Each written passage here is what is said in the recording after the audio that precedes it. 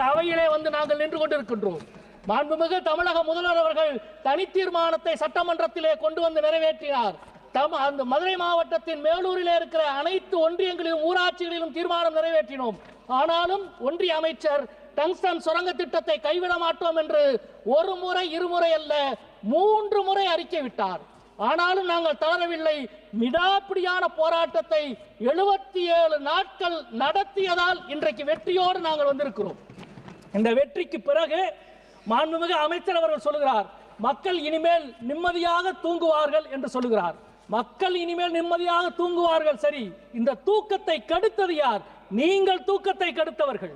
மக்கள் மகிழ்ச்சியோடு இருப்பார்கள் என்று டங்ஸ்டன் திட்டத்தை ரத்து செய்துவிட்டு அமைச்சர் சொல்லுகிறார். அது எங்களுக்கு தெரியும், மக்கள் மகிழ்ச்சியோடு இருப்பார்கள் என்று. ஆனால் இந்த துயரத்தை கொடுத்தது யார்? நீங்கள் கொடுத்தீர்கள்.